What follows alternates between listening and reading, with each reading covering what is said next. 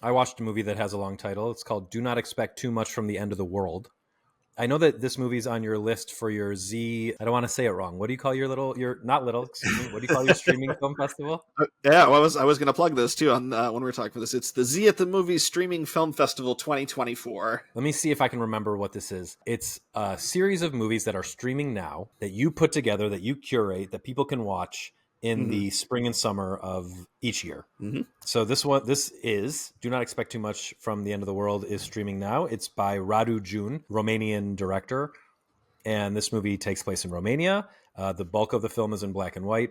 It's about this woman named Angela who's driving around in her car doing work for her boss. She's a production assistant for a film production company, and they're doing a commercial, not a commercial, like a safety video for an international conglomerate based out of Austria. And people have been hurt at this factory, and she goes and interviews a bunch of them to see which of them can be in this safety video to talk about how you can be different than me and not get hurt in the way that I got hurt. And it just sort of shows the nastiness of this company, how they're not really interested in helping these people, but more just in covering their ass. Now, that's all filmed on, I think, 35 millimeter. And then there are parts in color that are filmed from an iPhone, and they're TikToks or Instagram reels. She calls them both throughout the movie, where she pretends to be what's his name, Andrew Tate, an Andrew Tate type character, just like a real misogynist, nasty guy. Yeah.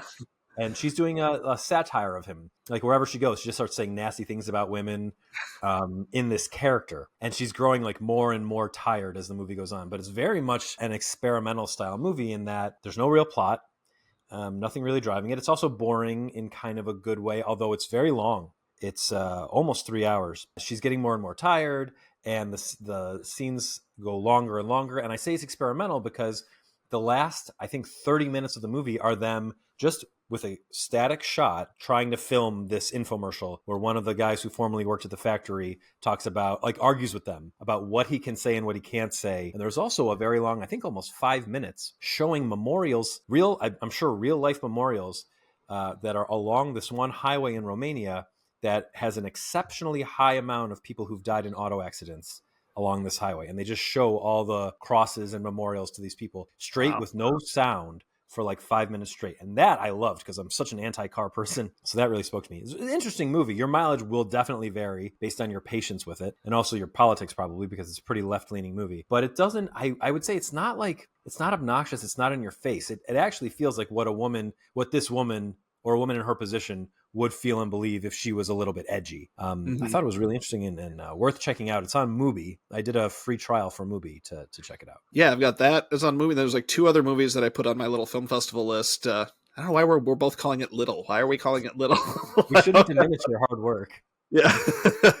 But yeah, there's that. And like, I think 2 other movies from my list that are on Mubi. So I'm going to be doing the Mubi trial soon too, so I can watch a couple of things. Let's put the link to your thing in our show notes for the next little while. Oh, yeah, that's a good idea. And since we've already talked about it a little bit here too, I'll say just a little bit more about it. Yeah, what I do is I put together this list. It came from, I live in northern Michigan. Michael Moore is from here. He put on a film festival for a number of years in this town called Traverse City. It's called the Traverse City Film Festival. We used to go to it every summer. It doesn't exist anymore. Unfortunately, it had about a 20-year run. Doesn't exist anymore. Kind of shut down during the pandemic and then never really made a comeback. And I stole this idea from a friend of mine who I don't think listens to the podcast, so he won't hear me give him the credit. Created his own film festival list that summer. So I kind of stole the idea from him. So it's like a fantasy booking thing. Like, I don't do fantasy sports. Like, I've never done like fantasy baseball or football. So it's like my own fantasy booking thing. Like, if I were booking a film festival, these are the kind of movies that I would want to be there. And it's there's a mix of things in there, like some things that I've already seen that I kind of want to, maybe if people are looking at my Letterboxd, was be like, oh, hey, there's some movies that Jake likes, that Jake recommends. I could see that. And then there's also some movies on there that I haven't seen that I'm reminding myself to see, so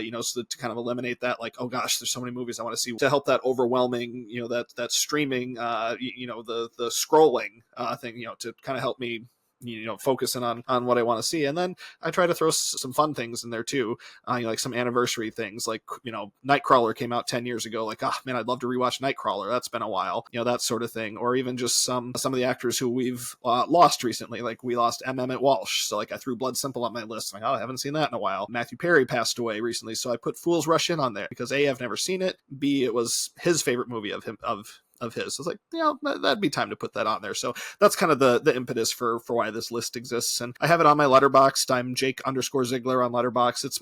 It's one of my pinned lists along with the Never Did It list. So if you're looking for something maybe you haven't thought of to watch, you could check out my little streaming film festival list, and maybe find something to watch on there. Awesome.